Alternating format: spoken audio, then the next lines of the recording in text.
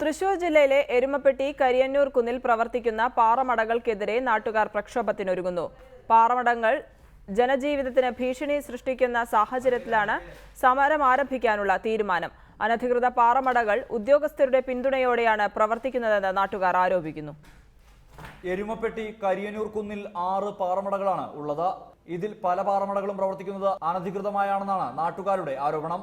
കരിങ്കൽ ഖനനത്തിനായി അനുവദനീയമായ അളവിലധികം സ്ഫോടക വസ്തുക്കൾ ഉപയോഗിക്കുന്നുണ്ടെന്നും ഇതുമൂലം നാട്ടുകാരുടെ സ്വൈരജീവിതത്തിന് ഭീഷണി ഉയരുന്നുണ്ടെന്നും പ്രദേശവാസികൾ പറയുന്നു.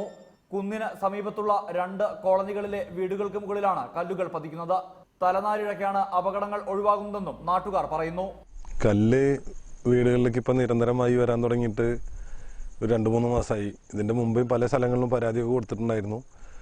പോലീസാണെങ്കിൽ പറയും ഞങ്ങൾ പോയിട്ട് വിവരം പറയാം, ഇനി നാളെ പോലും ഉണ്ടാവില്ല, ഞങ്ങൾ അത് നിർത്താനുള്ള പരിപാടി ചെയ്യാം എന്നൊക്കെ പറയും. അപ്പോൾ നമ്മൾ ആ സമാധാനത്തിലിരിക്കും.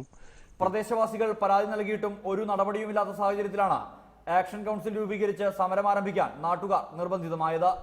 ഇതിനെതിരെ നാട്ടുകാർ സംഘടിക്കാൻ തീരുമാനിച്ചുകൊണ്ട് നാട്ടുകാരുടെ നേതൃത്വത്തിൽ ഒരു ജനകീയ കമ്മിറ്റി അടുത്തിടെ രൂപീകരിക്കേണ്ടായി. ഇതിൻ്റെ ഭാഗമായി പ്രക്ഷോഭ പരിപാടികളുമായി മുന്നോട്ട് പോകാനാണ് ഞങ്ങൾ നാട്ടുകാർ തീരുമാനിച്ചിരിക്കുന്നത്. റവന്യൂ ജിയോളജി വകുപ്പിലെ ഉദ്യോഗസ്ഥരുടെ ഒത്താശയോടെ പുറമ്പോക്ക് ഭൂമി കയ്യേറിയും ഖനനം നടക്കുന്നുണ്ടെന്ന് നാട്ടുകാർ ആരോപിക്കുന്നുണ്ട്. പാറമടകൾ അടച്ചുപൂട്ടും വരെ ജനകീയ സമരത്തോടൊപ്പം നിയമ പോരാട്ടവും നടത്താനാണ് ആക്ഷൻ കൗൺസിലിന്റെ തീരുമാനം. റഷീദ്, എരുമപ്പെട്ടിക്കൊപ്പം, റിപ്പോർട്ടർ, തൃശൂർ.